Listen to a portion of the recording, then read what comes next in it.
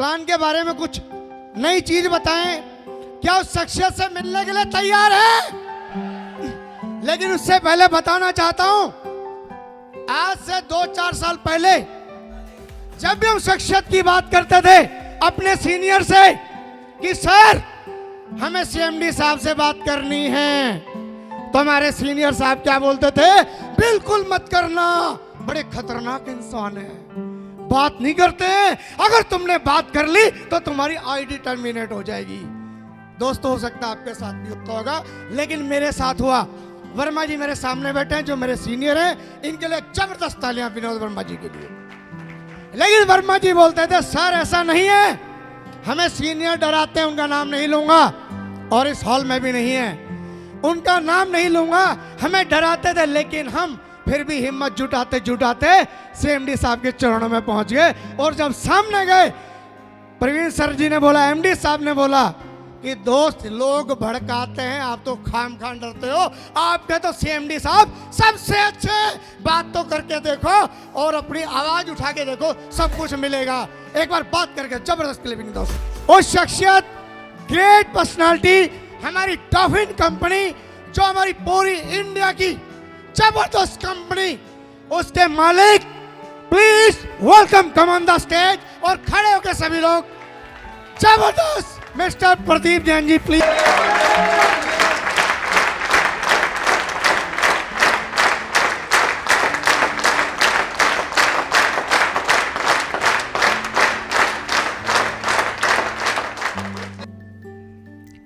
Good morning, good DTM.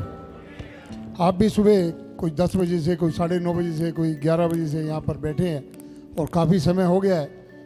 तो दोस्तों, बात करते हैं, मैं ज़्यादा लंबी बात ना करके मुद्दे की बात पे आता हूँ। जो रीपरचेज प्लान है, क्योंकि डीटीएम के अंदर अब से पहले लेवल प्लान ही चलता था, हम लोग लेवल प्लान आंख बंद करके भी दे देते थे, यस सर नो। तो जो हमारा रीपरचेज प्लान है, स्टेज के माध्यम से शायद आप कम समझ पाएंगे। जैसे वीडियो बनाई है, वो वीडियो हर एक के पास पहुंचेगी, उसमें 1-2 चीज़ें कमी है, हर एक के पास पहुंचेगी। यहाँ पे फास्ट मूवमेंट में थी, वो स्लो मोशन में आपको देंगे, और हर एक के मोबाइल के अंदर वो वीडियो होगी, पहली। दूसरा, आप अपनी टीम को, मैं बार बार कह रहा हूँ, डीटीएम बाजार की जो हमारा यूट्यूब चैनल है, उसको सब्सक्राइब अपनी टीम को भी करा दें, क्योंकि हर हफ्ते कम से कम 2 वीडियो उस यूट्यूब चैनल के ऊपर अपलोड होगी। कैसे आप डायरेक्टर बन सकते हैं, कितनी इनकम कहाँ से कमा सकते हैं, कैसे हमें प्लान देना है, हमें डायमंड डायरेक्टर तक पहुँचना है तो क्या करना होगा, इस टाइप के क्वेश्चन, छोटे छोटे एक क्वेश्चन को लेकर हम वीडियो बनाएंगे, और वो वीडियो बनाकर उसके ऊपर अपलोड करेंगे। ये सिलसिला आपने जो आज पहली वीडियो देखी है, इससे स्टार्ट हो चुका है, आपने देखा भी है ये। दूसरी बात, मलिक साहब ने एक चैलेंज दिया था कि 2025 सिल्वर जुबली पे जब हम मनाएंगे अपनी सिल्वर जुबली, कि जैन साहब हिंदुस्तान का कोई भी बड़ा स्टेडियम देख लेना, और उसके अंदर पब्लिक नहीं आएगी, 7 दिन तक भी सिल्वर जुबली मनाते रहेंगे। मैं बैठा बैठा सोच रहा था, हिंदुस्तान के हर कोने में नज़र दौड़ाई, तो मेरी नज़र में तो मलिक साहब ऐसा कोई स्टेडियम आया नहीं, आपके हो तो बता देना, ठीक है ना। तो चैलेंज भी मलिक साहब को ही दे दिया क्योंकि हरियाणा में कहावत है, अगर कोई चीज़ आ जाए ठीक है, नहीं तो वो देसी भाषा में मैं बोल नहीं पा रहा हूँ, नहीं तो गुड़ की वेली वहीं डाल दे, अपने आप ही लेते समझते रहेंगे, ठीक। वो दलाल साहब कुछ कहना चाह रहे हैं, वो कोई बात नहीं, शाम को रात को बता देंगे तीसरी बात, अभी इसके बाद कुछ टीम लीडर्स हमारे साथ बैठेंगे, कुछ टीम भी लेट भी हो रहे हैं, फिर भी बैठेंगे, उनको पेपर पे प्लान हम समझाएंगे, गुरनाम जी भी समझाएंगे, मैं भी समझाऊंगा, और भी। और अगर फिर भी किसी की कोई क्वेरी रह जाए तो ऐसी कोई टेंशन वाली बात नहीं है, क्योंकि सभी जो दूर वाले हैं, आज शिमला से आए हुए हैं, कल J&K से भी टीम आएगी, तो उनको हम यहीं पर समझा देंगे, क्योंकि पॉसिबल नहीं है कोरोना की वजह से। और जो पास वाले हैं, दिल्ली ऑफिस भी आ सकते हैं मेरे पास, कोई परेशानी नहीं, वेलकम। सुबह 10 बजे से लेके शाम को 4 बजे तक आप किसी टाइम भी आएँ, आपको पूरा प्लान पेपर प्लान पे पूरी तरह समझाया जाएगा, अच्छी तरह समझाया जाएगा। एक मोटी चीज़ अपने दिमाग में जरूर डाल लीजिएगा, जैसे कि गुरनाम जी ने भी बताया, मलिक साहब ने भी बताया, प्रदीप गिल जी ने, सभी लीडरों ने बताया कि जो हमारा परफॉर्मेंस चार्ट है, जो हमारा परफॉर्मेंस चार्ट है, उस चार्ट के अंदर इनकम डायरेक्ट भी आएगी, डिफरेंशियल भी आएगी। मोटी मोटी बुद्धि से बता रहा हूं आपको, 5400 पीवी तक इनकम कम आ सकती है, पर 5400 पीवी के बाद आपको कोई डिफरेंशियल इनकम नहीं आएगी, कुछ नहीं आएगा।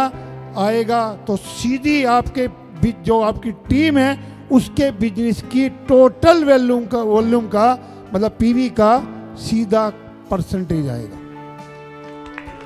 मोटी सी बुद्धि से एक बात समझ लीजिएगा। तीसरी बात, प्लान के अंदर बहुत से लोग हमारा बुक्स वगैरह मांग रहे हैं, तो अभी हमने वो लिटरेचर वगैरह जानकर प्रिंट नहीं कराया, 2-3 चीज़ें, क्योंकि मार्केट में फर्स्ट टाइम हम उतरे हैं अपने रीपरचेज कंसेप्ट को लेकर। फर्स्ट टाइम पहली कोशिश थी क्वालिटी प्रोडक्ट देने की कि आपको पसंद आए। जब तक शॉपियाँ नहीं खुली थी, लोगों पे प्रोडक्ट नहीं गए थे, तब तक सबके दिमाग में एक चीज़ थी, सर पता नहीं क्या प्रोडक्ट होंगे, क्योंकि पीछे रीपरचेज कंसेप्ट जो चला था उसमें मेरी डायरेक्ट कमांड नहीं थी। गलती स्वीकार करने में कोई वो नहीं है। पर आज अगर किसी शॉपी पे किसी बिल की भी दिक्कत आती है, सॉफ्टवेयर की करते प्रवीण जी हैं, सॉफ्टवेयर का काम टोटल बनवाता मैं हूं, सिस्टम मैं मेंटेन करता हूं, पर उसके बाद सारा हैंडल प्रवीण जी करते हैं। तो एक एक चीज पर हमारी कमांड है, एक एक सेकंड की उस पर हमारी पकड़ है, किसी भी का भी कोई छूट ना जाए। कहाँ दिक्कत आ रही है वो भी बताते हैं। शंटी भाई अभी मेरे से क्वेश्चन कर रहे थे, तो मैंने एक बात कही थी कि ऊपर बैठोगे आपको वो क्लियर कर दूंगा, क्योंकि बात आती है, वही बात आई थी सर्विस की। सर्विस से पहले आपको अपना कंसेप्ट क्लियर करना पड़ेगा। अगर आप कंसेप्ट क्लियर नहीं करेंगे तो दोष अपने सीनियर को या कंपनी को जरूर देते रहेंगे, और जिस दिन आपका कंसेप्ट क्लियर हो गया उस दिन ना दोष कंपनी को दोगे ना सीनियर को दोगे।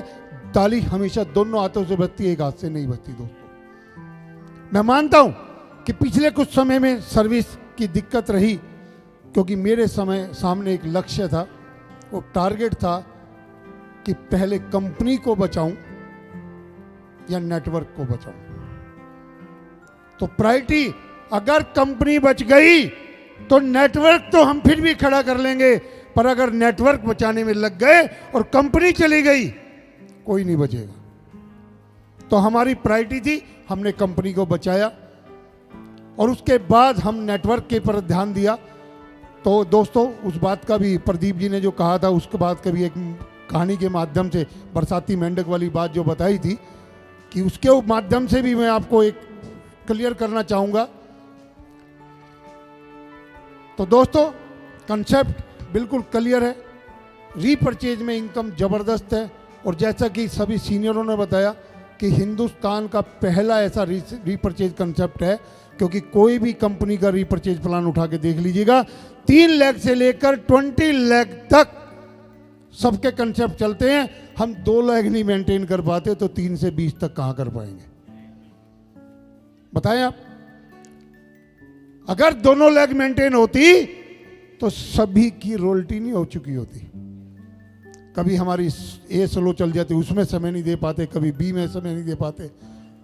तो दोस्तों हर चीज़ को मद्देनजर रख के इस पे बनाया गया है, और बहुत अच्छा कंसेप्ट है, बहुत सिस्टम से है, और मार्केट के रेट है। मान सकता हूँ कि भाई मैंने कभी दालें नहीं बेची, कभी चक्की फ्रेश आटा नहीं बेचा, या अचार नहीं बेचा, मसाले नहीं बेचे, परंतु ये जरूर कहना चाहूँगा, बेचे भले ही नहीं है, क्वालिटी से कंप्रोमाइज ना आज किया है ना पहले किया जाएगा।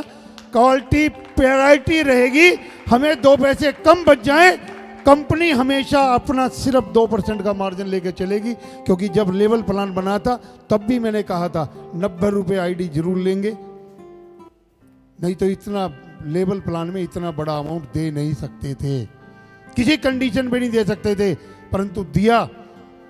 दूसरी कंपनियां 3-3 हज़ार 3500 रुपया रजिस्ट्रेशन चार्जेज लेती थी ज्वाइनिंग की, कुछ के बदले कुछ भी नहीं देती थी। परंतु डीटीएम ने 2990 से प्लान स्टार्ट करके करोड़ों रुपए का बिजनेस दिया था। उसके अंदर केवल एक डीटीएम ही थी जिसने ये प्लान दिया था और उसमें सक्सेस हुए। कंपनी को कुछ करने की जरूरत नहीं पड़ी, कंपनी को कुछ करने की जरूरत नहीं पड़ी, लोग बाग जुड़ते चले गए और आज इतिहास रच दिया। आज भी 28 रॉयल्टियां देने की मतलब स्टार्ट हुई थी, घटते घटते जिनकी रॉयल्टियां पूरी हो गई हैं, आज भी 17 रॉयल्टियां हर महीने हम दे रहे हैं।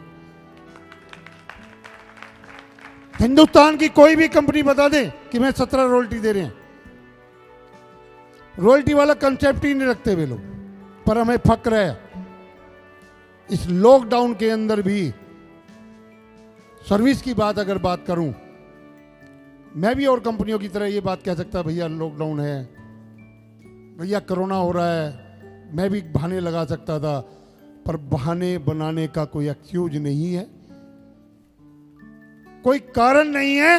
लॉकडाउन के अंदर भी सभी को टाइम से पहले पे आउट दिए, सभी के अकाउंट में रॉयल्टी गई, पेंडिंग चेक अगर किसी के रहे वो भी दिए, चाहे हमने एक स्टाफ था या नहीं था, 2 दिन लेट भी हुए, पर कुछ पेशेंस आपको भी रखना पड़ेगा, आपको कुछ कोऑपरेट आपको भी करना पड़ेगा। कोऑपरेट का मतलब कई बार हम लोग आज डाल दिया, सर मैंने तो कई दिन पहले डाला था, मेरा चेक नहीं आया अब तक, मेरी टीम का चेक नहीं आया। किसका चेक रुकता है? 17 लाख का चेक भी रॉयल्टी के उसमें कोरोना काल के अंदर हमने दिया है 11वें लेवल का हिमाचल के अंदर, और हमें पता था कि ये बंदा छोड़कर जाने वाला है, उसके बावजूद भी दिया। क्यों दिया? क्योंकि डीटीएम ये नहीं कहलाना चाहती कि डीटीएम ने किसी का पैसा रोक लिया। डीटीएम के बारे में एक कहा जाता है, अगर प्लान बनाया है तो सोच समझ के डीटीएम प्लान बनाती है, और अगर कमिटमेंट कर दी तो वो पूरा होता है 100%। दोस्तों, सर्विस के बारे में मैं आपको बता दूं, कुछ लोग अभी भी क्योंकि संपर्क में नहीं है, मैं हमेशा एक बात कहता हूं कि dtmbajaj.com की वेबसाइट के ऊपर हर दूसरे दिन वॉच जरूर करें। आप लोग नहीं खोलते हैं उस साइट को, उसके ऊपर सारी इंफॉर्मेशन आती है। कोई चेंज होता है तो आती है, कोई परेशानी होती है तो आती है, कोई किसी की लिस्ट आती है कि भी इन लोगों को बैंक अकाउंट अपडेट करा दो, इनका चेक बने पड़े हैं। 1.5 साल तक चेक बने हुए सोनीपत ब्रांच में पड़े रहे, एंड के अंदर 300 कुछ चेक दिल्ली मंगा के उनको कैंसिल किया और अकाउंट के अंदर पेमेंट ट्रांसफर करने के लिए उसको सिस्टम बनाया। सर्विस हर तरह की मिलती है, पर तरीका आपको बनाना पड़ेगा। सर्विस के बारे में मैं आज भी कह रहा हूं इस बात के लिए, और हमेशा कहता रहूंगा, सर्विस के लिए कोई दिक्कत नहीं है। अभी हमने एक डीटीएम ऐप बनाई है, प्ले स्टोर के अंदर जाकर आप dolphin travel marketing private limited type करें, आप वहां जाकर अपना आईडी नंबर डालें, नीचे अपना पासवर्ड डालें, और पासवर्ड डालने के बाद आप क्लिक करें, अंदर चले जाएंगे। आपको बैंक वेरिफिकेशन करानी है तो वहां पर जाके आप बैंक की अपनी पिक जो भी पासबुक की है या आपके स्टेटमेंट की है उसको डाउनलोड कर लें, उसको अपलोड कर दें। आपको पैन नंबर वेरिफिकेशन कराना है उसको अपलोड कर लें। आपको आधार कार्ड कराना है, आगे पीछे की फोटो अपलोड कर लें। आप करें तो सही, करते नहीं है कुछ लोग। व्हाट्सएप के ऊपर हम दूसरे दिन डालते रहते हैं, मेरा बैंक नहीं हुआ, मेरा पैन नहीं हुआ। एक एक आदमी 6-6 बार 7-7 बार डालता है, तो वर्किंग किसकी बढ़ रही है? ऑफिस की। जब ऑफिस की वर्किंग ऐसे बढ़ेगी तो आपको सर्विस कहां से मिलेगी? क्योंकि आप जितनी बार डालेंगे उतनी बार ही स्टाफ वर्किंग करेगा उन चीजों के ऊपर। एक भी छोड़ नहीं सकता, क्योंकि इतने हम भी एनर्जी पावर नहीं है कि याद आ जाए यार इसने तो ये आईडी नंबर तो आया था, 2 दिन बाद भी डाल दी, भूल जाते हैं, क्योंकि हजारों की तादाद में लोग आएंगे। तो दोस्तों, वो सिस्टम व्हाट्सएप पे डालने का काम खत्म कर चुके हैं। कोई भी सबसे मेरी रिक्वेस्ट है, व्हाट्सएप के ऊपर कोई भी बैंक वेरिफिकेशन, पैन वेरिफिकेशन, आधार कार्ड नहीं डालें, वहां से अपडेट नहीं होंगे, बंद कर दिया। आप सीधा ऐप पे जाएं, और वहाँ पर जाके आप अपलोड कर लें, क्योंकि वहाँ का एक फ़ायदा है, अगर आपने एक बार अपलोड कर दिया तो दोबारा आपका वहाँ पर हिडन हो जाएगा, दोबारा अपलोड नहीं होगा, और वो हमारे कंप्यूटर में आके सेव हो जाता है, ऑटोमेटिक उसके वर्किंग स्टार्ट हो जाती है। तो इसलिए आपको भी ये थोड़ा सा ध्यान देना पड़ेगा। तीसरी बात जो मैं कहना चाहूँगा, जो सर्विस हमने थोड़ी सी बढ़ाई है आपकी सुविधा के लिए, आपकी चेक की डिमांड रहती है, पेंडिंग चेक होगी, चल टीम की है किसी की भी है, एक बार ही डिमांड डालें। हर हफ्ते वीरवार तक जितनी भी इंफॉर्मेशन हमारे पास आएगी उसको शुक्र और शनिवार को हम बिल्कुल प्रोसेस करेंगे 100%। अगर आपका चेक बनता है तो भी, नहीं बनता है तो भी। अगर नहीं बनता है तो आपके पास वहीं जिस नंबर पर डालेंगे वहीं से मैसेज आ जाएगा आपका चेक नहीं बनता, या इस डेट को ट्रांसफ़र हो गया है, या इसका बैंक में दिक्कत है, या इसके बैंक बैलेंस नहीं है।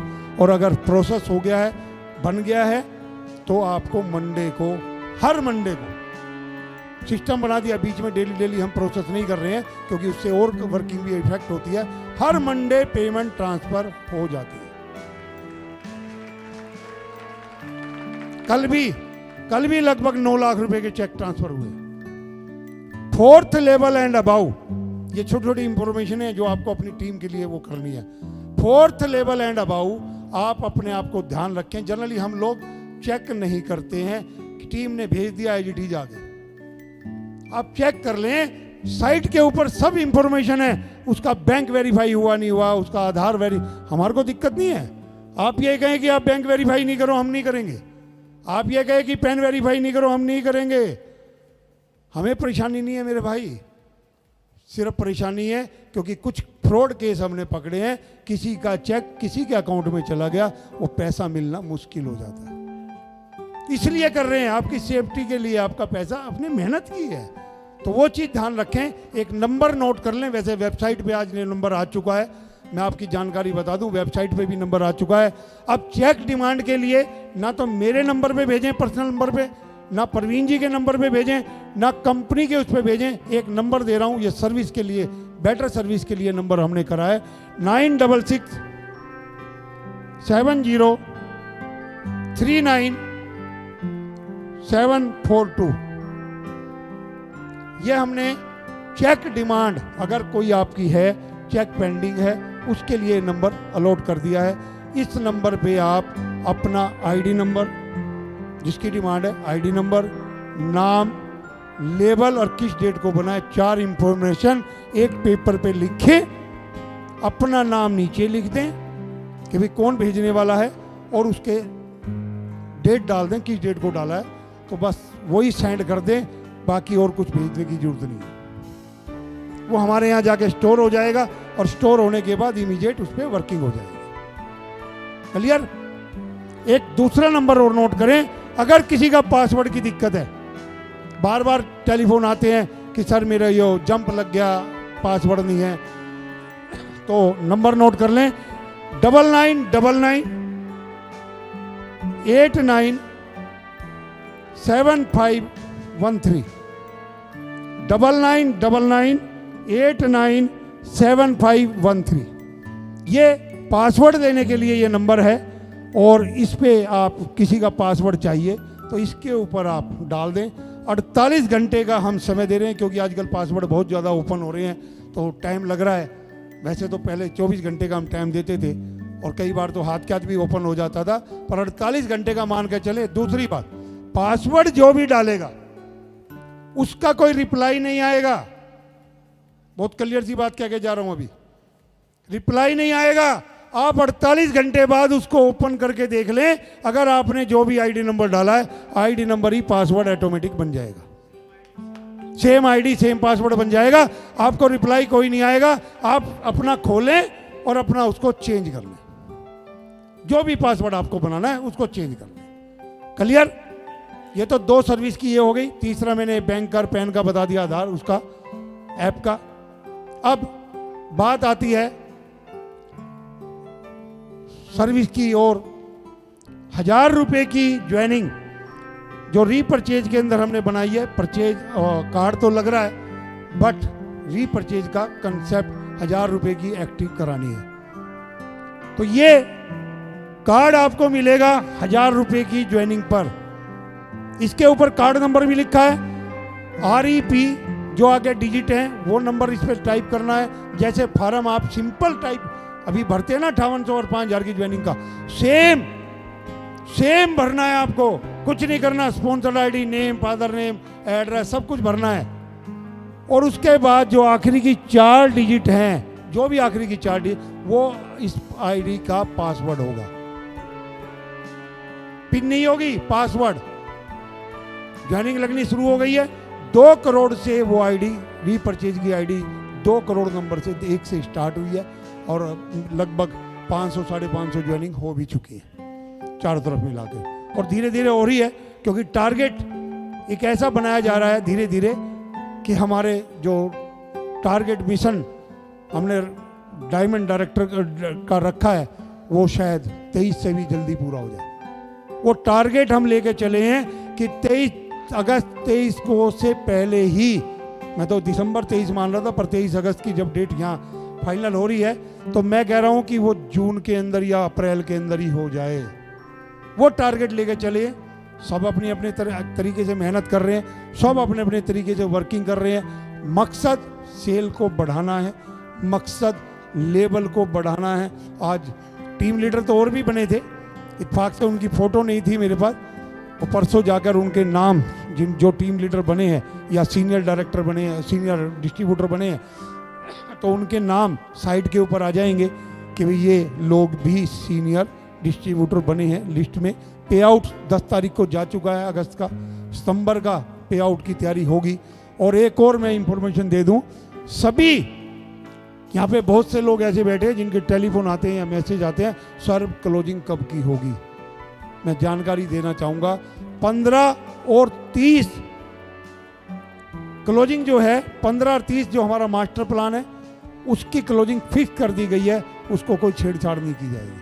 चाहे संडे पड़े, चाहे कोई भी है वो आपका मतलब त्यौहार पड़े, कोई भी फेस्टिवल पड़े, वो फिक्स होगी, उसमें कोई चेंज नहीं करेंगे।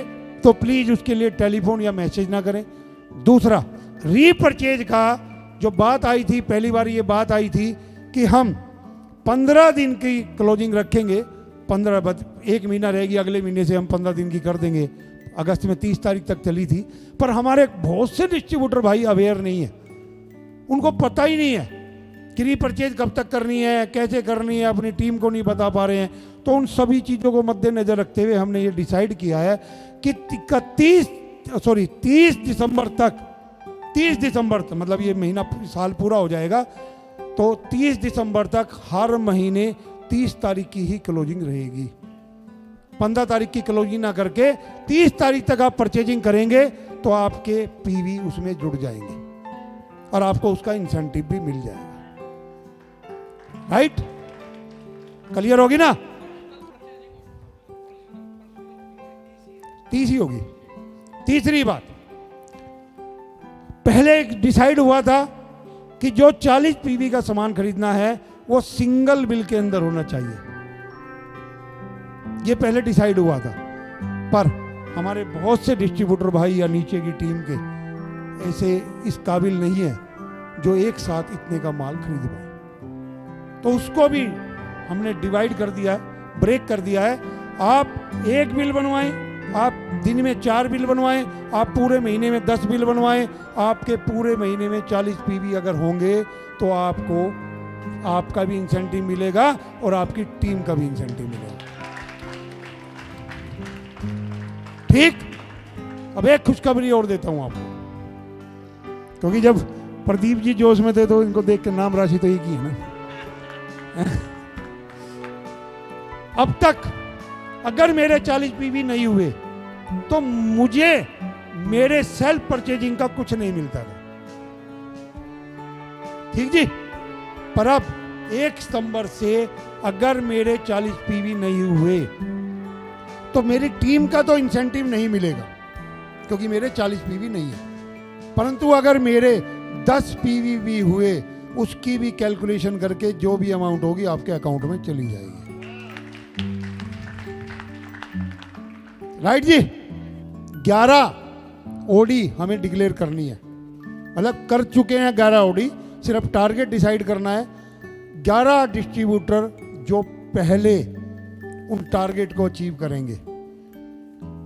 अब इसमें गुरुनाम जी को तो गुरुनाम जी ने तो कह दिया मेरी तो पहले ही है, तो गुरुनाम जी को शामिल नहीं करेंगे उसमें, ठीक है ना।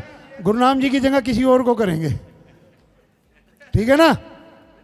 पर यह भी गलत हो जाएगा कि गुरुनाम जी को नहीं करें, नहीं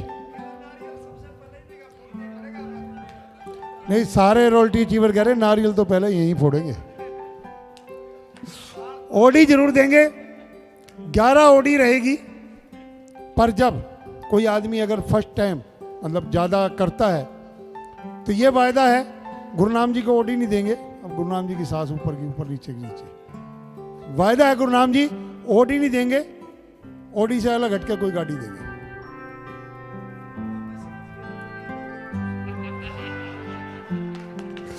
ठीक जी।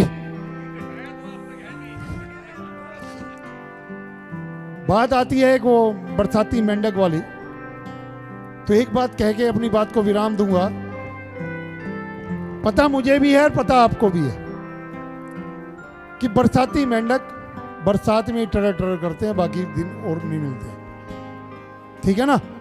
तो इसके ऊपर एक छोटी सी कहानी सुनाकर मैं अपनी बात को विराम दूंगा, और उससे जुड़ी हुई है ये चीज कि लोग समझ कुछ जाते हैं और सामने वाले को शायद बेवकूफ समझते हैं। बेवकूफ नहीं होता, हालात उसको चुप रहने के लिए बोल देते हैं, और हम हमेशा सॉफ्ट कॉर्नर रखते हुए हालात को समझते हुए थोड़ा चुप रहना पसंद करते हैं। हालांकि ऐसा नहीं है कि मैंने कुछ नहीं कहा, पर जब बात, मैं तो एक ही बात समझता हूं, जब मेरे इससे ऊपर आनी शुरू हो जाती है तो मैं डिसीजन 1 सेकंड में लेता हूं। और जितने डिसीजन लिए हैं ऑफिस में बैठ के नहीं लिए आज तक, गाड़ी में चलते हुए लिए। मेरा तो पैटर्न है, ये पैशन है मेरा कि गाड़ी में चलते हुए डिसीजन लेने हैं जो कुछ लेने हैं। एक बार भार्गव जी पंजाब गए हुए थे, पता लगा कि एक कंपनी हमारे पीछे बहुत ज्यादा लगी हुई है। मेरे पास टेलीफोन आए बठिंडा से, याद है आज भी भार्गव जी को। तो जो आज अगली श्रेणी में बैठे हैं हमारे रॉयल्टी अचीवर, इनमें से 1-2 के टेलीफोन आए कि हमें ऐसा कुछ करना चाहिए सर कि भाई जो हम अपनी कंपनी के डिस्ट्रीब्यूटर को बचा पाए।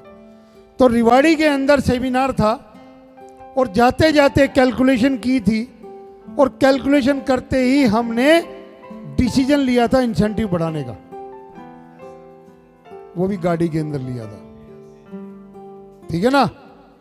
और जो वो डिसीजन लिया था 1.5 साल पहले बरसाती मेंढक को भगाने का, वो भी यमुनानगर से सेलिब्रेशन करके आ रहा था मैं, तो आते हुए रास्ते में ही डिसीजन लिया था। गाड़ी में बैठते टेलीफोन कर दिया था, कह दो इसको कल से नहीं आएगा, कल से बंद। पर किस्मत हमारी अच्छी थी, उसकी खराब थी, और उसने सुना और अगले दिन सुबह सुबह सबको मैसेज कर दिया मैं डीटीएम नहीं कर रहा हूं। कर दे भैया, हमने तो आज तक नहीं लिखा कहीं भी, और अच्छा रहा, आज नहीं तो कल तो होना ही था। इतिहास और पागलों नहीं बदला है, यही बात पक्की है। और इतिहास भी कहाँ का बदला हुआ है, हमारे कुलदीप लाठर जी, ये देखो ये खड़े हैं, इन्हीं के शहर से बदला है। जींद के छोटा सा कस्बा है जुलाना, वहीं पे ये पागल पहली बार प्लान देने गया था। भूलता नहीं हूं वरना भूलूंगा प्लीज। तो मेरे जैसा पागल इंसान, सड़क के ऊपर काम धंधा था नहीं, पंडित जी के पास बोर्ड देखा बस टाइम पास करना है, चलो पंडित जी के पास दिमाग लगा लेते हैं। पंडित जी के पास चला गया, पंडित जी मेरी पत्री देखो, काम धंधा नहीं है। पंडित जी कहने लगे जजमान पत्री लाए? हाँ नहीं पंडित जी। पंडित जी कहने लगे फटाफट पत्री ले आओ। मैं फटाफट पत्री लेकर आया, बरसात स्टार्ट होगी, देखा तो पंडित जी चाय की चुस्की ले रहे हैं। बरसात के अंदर चाय बहुत अच्छी लगती है यार, पकोड़े मिल जाए तो सुभान अल्लाह। और अब तो अपना बेसन भी आ गया है, पकोड़े भी आराम से खाए जाऊंगे। और घबराना नहीं, घबराना नहीं, जितने सोपी वाले हैं सबके फ्रिज भेजनी है। कंपनी ने एक ऐसा डिजाइन किया है कोई प्लान कि भाई वहाँ से हमें फ्रिज मिले। 80-90 हज़ार का फ्रिज है, 20-25 हज़ार में मिल रहा है, नया फ्रिज आएगा तो हर शॉपी वाले की उस पर पहुँचाएंगे। और वहाँ पर फिर फिर तो बेसन भी कोई नहीं खरीदने का हमारा, क्योंकि बेड़ी भी पूरी भी है, मिस्सी रोटी आटा भी है, तो बेसन से मिस्सी रोटी को कौन बनाएगा। बने बनाए पकोड़े भी देंगे आपको, चिंता क्यों कर रहे हैं। फ्रीज से निकालो, थोड़ी देर ठंडक से हटाओ, गर्म करो और तल के खा लो, वो भी देंगे। चाप तो आ ही चुकी है। बाजार की चाप खाते हैं जब हम मुंह में डालते हैं तो बिल्कुल ऐसी लगती है ना जैसे रबड़ सी खिचड़ी हो, यही लगती है ना। पर जो डीटीएम आपको चाप देगी, एक्सपोर्ट क्वालिटी की, कनाडा ऑस्ट्रेलिया वगैरह सप्लाई होती है, वो चाप देगी। मतलब तारीफ वाली बात नहीं, ये नहीं सोचना कि भाई शायद प्रोडक्ट ला रहे हैं तो तारीफ कर रहा हूँ। मैंने अपने घर में दी एक डब्बा बनाने के लिए, मगर इसको चाप को बना लो आज, देखते हैं टेस्ट कैसा है। यकीन मानना, जैसे पकोड़े खाते हैं ना, बच्चों ने उसको घी में तला और तलने के बेसन के साथ में थोड़ा सा तला और तलने के बाद मैं उसको स्नैक्स की तरह ही खा गया। चाप बनाने की जरूरत, सब्जी बनाने की जरूरत ही नहीं पड़ी, या स्नैक के ऊपर कुछ डालने की जरूरत ही नहीं पड़ी। सॉस ली और चाय बनवाई और उसको वैसे ही खाता चला गया। इतनी मतलब लाइट, कोई आपको मुंह के अंदर रबड़ की तरह नहीं लगेगी, बहुत अच्छी चाप है। और भल्ले के शौकीन कौन है? भल्ले का शौकीन आपके लिए खुशखबरी है, आपके लिए खुशखबरी है। अब तक भल्ला खाने के लिए हमें दुकान पे जाना पड़ता था किसी चाट पापड़ी वाले के, कहना अमरजीत जी का, कहना गोलगप्पे के तो बिजनेस में कोई नुकसान तो है ही नहीं। कहना क्यों जी? कहना का फूल गया तो गोलगप्पा ना तो पापड़ी तो है ही, दोनों एक ही भाव में बिकेंगी, कह रहे थे ना। तो वही चीज उसमें है। भल्ला, ये चाप और भल्ला जो डब्बे के अंदर एक्सपोर्ट क्वालिटी का आ रहा है, सैंपल आ चुके हैं। 1 साल डेट ऑफ मैन्युफैक्चरिंग से 1 साल भल्ला बना हुआ होगा, मतलब पूरा रोस्टेड।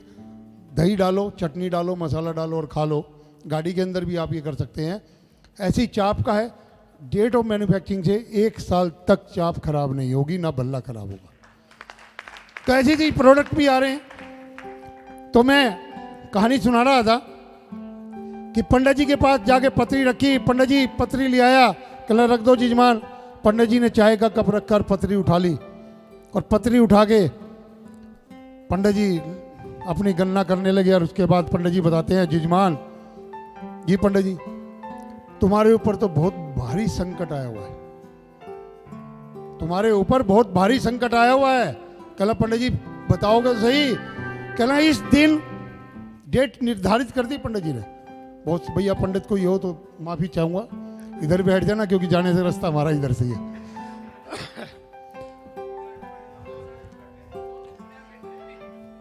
कौन से कोने में बैठे हैं?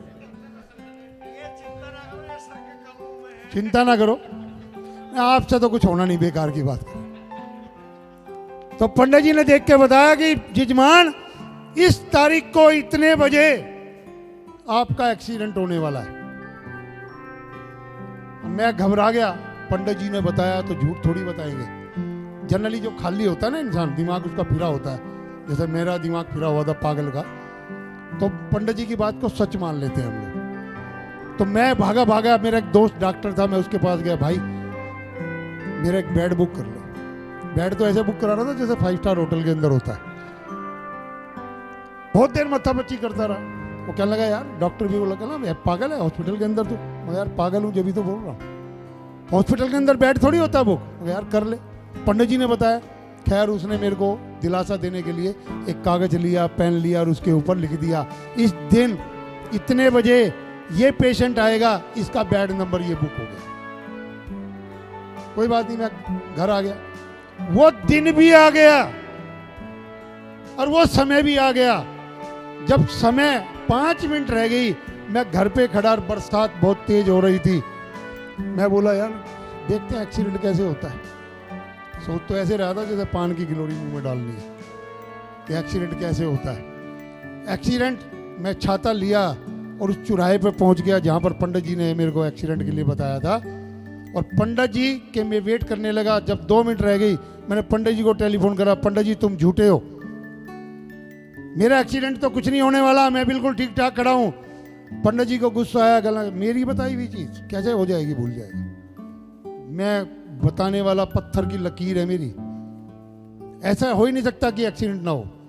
पंडित जी ने अपना स्कूटर निकाला, किक मारी, और किक मारने के बाद स्पीड में पहले गियर बदला, फटाक देने से स्पीड में चल दिए।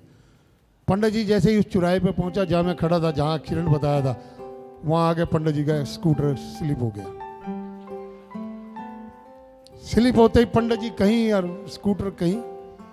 मैं भागा भागा, छतरी तो फेंकी, एक साइड में पंडित जी को संभालना था। पंडित जी के पास गया, मैं पंडित जी ये क्या हुआ, आपका एक्सीडेंट कैसे हो गया? कह रहा भाई क्या बताऊं जीजमान, ये तो मैं हॉस्पिटल में ही बता दूंगा, पहले मेरी फर्स्ट एड तो करा। मैं फटाफट रिक्शा में डाला और फर्स्ट एड कराई। हॉस्पिटल में पंडित जी से पूछा, पंडित जी अब तो बता दो कि आपका एक्सीडेंट कैसे हो गया? कहना जीजमान, जब तुम्हारा भविष्य बता रहा था, गलती से पत्री मैं अपनी उठा के देख रहा था। मतलब पत्री अपनी बता रहा था, पढ़ पत्री अपनी रहा था, भविष्य तुम्हारा बता रहा था। तो प्रदीप जी, वो बरसाती मेंढक भी पत्री अपनी देख रहा था, भविष्य हमारा बता रहा था। तो हमें घबराना नहीं है, वो तो हमें पता था क्या होने जा रहा है थोड़ा सा, क्योंकि एक कहावत है, ऊँट के पाँव पालने में पहचाने जाते हैं, तो इसलिए हमें वो टेंशन नहीं है। हमें तो अपना काम करना है। अब तक तो लोग ये कहते थे लेवल प्लान करोगे, ये तो फ्रॉड है, ये तो वो है।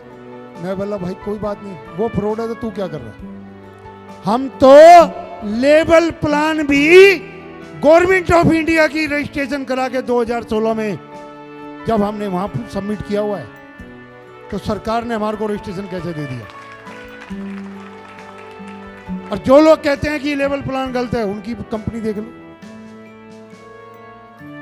कोई भी है, नाम नहीं लेते, कोई भी है।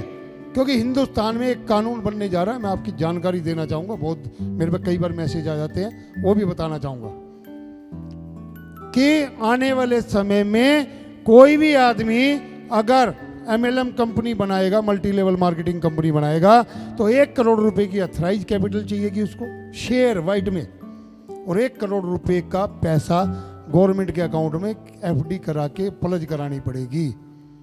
ये कानून बनने जा रहा है ताकि जो कंपनियां बन जाती है और दूसरी कंपनियों को तंग करती है, वो ना हो। दूसरा, हर कंपनी को जो मैन्युफैक्चरिंग यूनिट चलाती है, जो मतलब माल बनाती है, उसको अपनी मैन्युफैक्चरिंग यूनिट लगानी पड़ेगी। DTM ने यह प्रयास चालू कर दिया है। जयपुर के अंदर डॉल्फिन फार्मेसी, या कुछ और नाम हम सेलेक्ट कर रहे हैं, अभी सेलेक्ट नहीं हुआ है, प्रोसेस में डाल दिया है। जो कंपनी बनेगी 51% शेयर DTM के होंगे। मैन्युफैक्चरिंग प्रोसेस जितना आयुर्वेदिक प्रोडक्ट है, अभी तो साई पेट्रोलियम या किसी और नाम से आता है, आने वाले समय में ये डॉल्फिन फार्मेसी या जो भी नाम हमें मिलेगा, डॉल्फिन वर्ड जरूर होगा, उसके नाम से ही मैन्युफैक्चरिंग का लिखा आएगा। ये प्रोसेस भी हमने डाल दिया है, क्योंकि गवर्नमेंट के अंदर जो चीज इंप्लीमेंट होती है, जो बातें होती है, वो हमारे को पहले पता लग जाती है एसोसिएशन के माध्यम से। आप एसोसिएशन के फिडसी के आप फाउंडर मेंबर हो, फिडसी के, और हिंदुस्तान के अंदर फिडसी ही एक ऐसे एसोसिएशन है जो फिडसा जितनी भी 2-3 एसोसिएशन है, 4 एसोसिएशन है टोटल मिलाकर, फिडसी एक एसोसिएशन है जिसके अंदर ज्यादा मेंबर है हिंदुस्तान के MLM कंपनियों के। तो दोस्तों, घबराने की जरूरत नहीं है, और अब तो ये सामान आ चुका है आपके बीच में, इससे तो वैसे भी घबराने की जरूरत नहीं, ठीक है ना। छोटे से फार्मूले हम समय पर देंगे आपको, अभी स्टार्ट हुआ है, और उस फार्मूले के तहत आपको एक ऐसा फार्मूला देंगे, हर महीने आप अपनी टीम के अंदर डायरेक्टर लेवल अचीव करोगे, छोटी छोटी परचेजिंग से, पर करना वही पड़ेगा जो रॉयल्टी अचीवर या मैनेजमेंट बताएगी। किसी का डाका नहीं डालना, किसी को परेशान भी नहीं करना, जबरदस्ती भी नहीं करनी, ठीक है ना। मतलब 1000 रुपए के से ही आपको वो दे देंगे फार्मूले। और एक और मैं आपको बताना भूल गया और बता देता हूँ। 1000 रुपए की एक लिस्ट दी थी हमने सामान की, आप किसी दुकान से ये सामान ले लें। कई दुकानों पे देखा गया जो हमारी शॉप यहाँ है, माल ख़त्म हो गया तो दिक्कत आ रही है।